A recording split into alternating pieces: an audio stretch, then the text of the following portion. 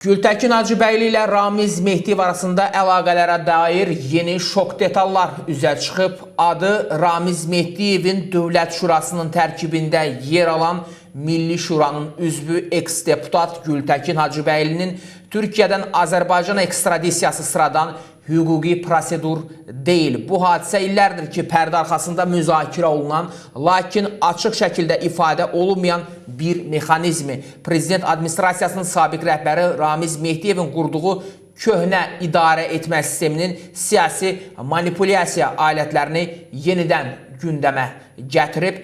Ramiz Mehdiyev AXCP Milli Şura əlaqələri və xəyanətlərinin ifşası fonunda Gültəkin Hacıbəylinin timsalında günahkarların qaçış taktikasına yenə əl atdığını gördük. Lakin xarici qüvvələrin oyunlarında iştirak edənlər yeni reallıqlarla üz-üzə qalıblar.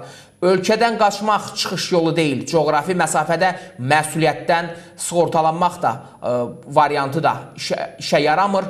Keçmiş himayədarlıq mexanizmləri toxunulmazlıq yaratmır. Gültəkin Hacıbəylinin Azərbaycana ekstradisiyası bu reallığın növbəti təzahürüdür. Sistem içindən radikal müxalifətə təsadüf yoxsa planlı keçid həyata baş tutdu. Ölkədən qaçmaq Gültəkin Hacıbəyliyə qanundan yayınmaq imkanı vermir. Onu himayədarlıq mexanizmləri ilə də xilas edə bilməyəcəklər. Azərbaycanda siyasi prosesləri yaxından izləyənlər üçün sir deyil ki, Gültəkin Hacıbəyli uzun müddət Ramiz Mehdiyevin çevrəsinə daxil olan, onun etimad göstərdiyi fiqurlardan biri olub. Siyasi arenada tanınmayan bir şəxsin qısa müddətdə önə çəkilməsi Prezident administrasiyasının sabiq şöbə müdürü Fatma Abdullahzadənin və Ramiz Mehdiyevin birbaşa himayəsi ilə baş tutub. Məhz bu xeyir-dua ilə o YAP-dan dəstək alıb Milli Məclisə deputat seçilib. Dövlət resurslarına çıxış əldə edib. Lakin hakimiyyət daxilində ona ayrılan missiya başa çatdıqdan sonra tamamilə fərqli rol verilib. Gültəkin Hacıbəyli bu dəfə Cəmil Həsənli xətti ilə radikal müxalifət düşərgəsinə transfer edilib. Maraqlıdır ki, bu keçid nə cəmiyyət, nə də müxalifət camiyyəsi tərəfindən etirazla qarşılanıb.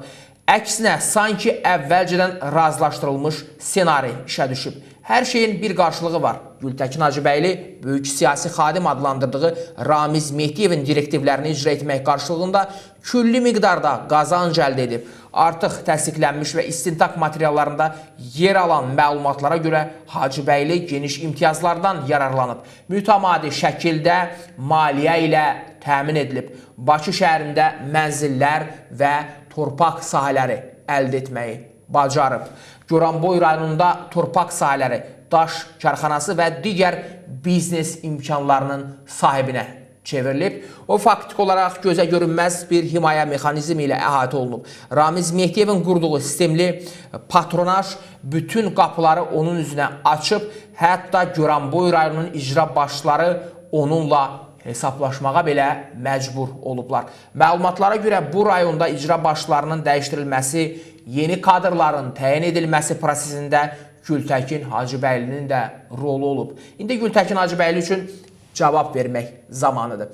Gültəkin Hacıbəyli, bəli, məlumatlardan da və onun keçmişindən də bilirik ki, o zamanında bir dövr iqtidar komandasının içərisində olub, Yeni Azərbaycan Partiyasının təmsilçisi kimi deputat seçilib və deputat olduğu vaxtlarda özü üçün ətrafına, belə deyək, bu qədər maddi imkanlar, xeyli sayda vəsait toplayıb, qazanc əldə edib, bunu öz məqsədləri, öz mənafeləri naminə istifadə edib. Yəni bu pulları, bu var dövləti, bu sərvəti yığandan sonra isə təbii ki, deputat seçilməyəndən sonra müxalifət düşərgəsinin içərisində yer alıb, indiki hakimiyyətə iqtidara müxalifət, belə deyək, kimi görünməyə çalışıb, hətta radikal kəskin fikirlər söyləyib, etirazlarla proseslərə, hətta belə deyək, ən milli məsələlərdə, milli maraqlarımıza söykənən amillərlə nəzərə çarpan hadisələrdə belə xüsusilə də 44 gün Vətən Savaşı və digər hadisələri bunu belə deyək, qəbul etmək istəməyiblər. Bunu belə səmimi şəkildə bu qələbəmizi, bu uğurumuzu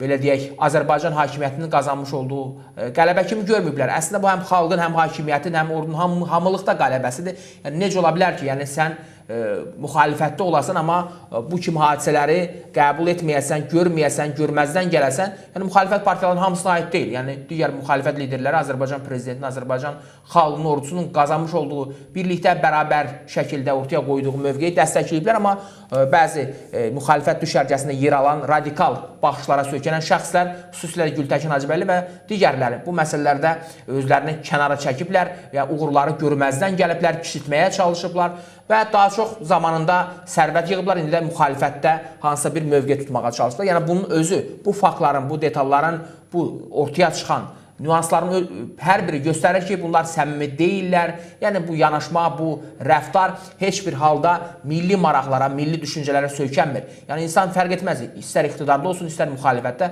Azərbaycançılıq baxışı ilə, Azərbaycançılıq istiqamətində milli maraqlarımızın təmin olunması, qorunması yönündə fəaliyyət göstərməlidir. Yəni sən istər iqtidarda ol, istər müxalifətdə olmaq o demək deyil ki, sən Azərbaycan xalqına, Azərbaycan milli maraqlarına, Azərbaycan dövlətçiliyinə düşmən kəsilməlisən, qənim kəsilməlisən və s.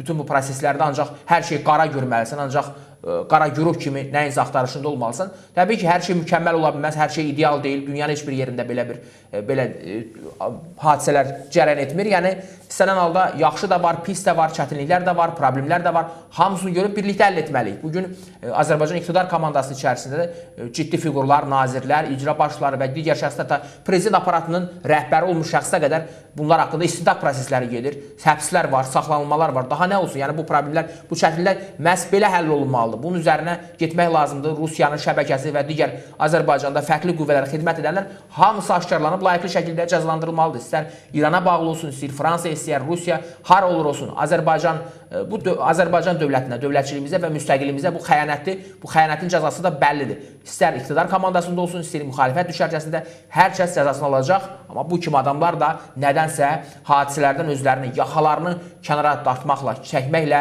proseslərdə güya bunların heç bir belə deyək, rolu olmayıb, özlərini aydan arı, çaydan duru kimi göstərməyə çalışırlar. Yəni bir növ hər şeydən özlərini kənara çəkərək bu məsələlərdə belə deyək, istintaqın konkret tələbləri mövcuddur. Azərbaycan hüquq mühafizə orqanları lazım işləri aparırlar.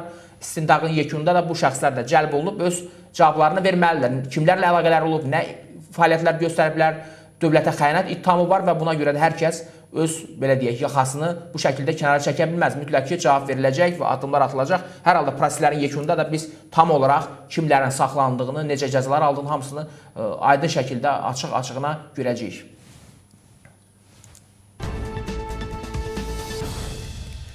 Paşinyan Rusiyadan Naxçıvanla bağlı xahiş edib. Ermənistan baş naziri Nikol Paşinyan Rusiyadan Azərbaycan və Türkiyəyə aparan dəmir yolu xətlərinin müəyyən hissələrinin bərpasına dəstək göstərməsini xahiş ediblər. Bu barədə RIA Novosti məlumat yayıb. Jurnalistlərlə söhbətində Paşinyan bildirib ki, Rusiyalı həmkarlarından Yerasıqdan Naxçıvana qədər olan dəmir yolu hissəsinin, eləcə də Axurkuk kəndindən Türkiyə sərhədinə uzanan xəttin tam bərpası ilə bağlı müraciət edib. Onun sözlərinə görə yaxın vaxtlarda İcevan-Qazax dəmir yolu hissəsi ilə bağlı məsələlərini də qaldırmağı planlaşdırır. Ermənistan hökumətinin başçısı Rusiya tərəfindən bu müraciətlərə müsbət yanaşacağına ümid etdiyini də vurğulayıb. Qeyd edək ki, Paşinyan daha əvvəl kilsələrdə milli bayraqların asılması, eləcə də bazar günü ibadətlərindən əvvəl dövlət himninin səsləndirilməsi ilə bağlı təkliflərlə də çıxış edib.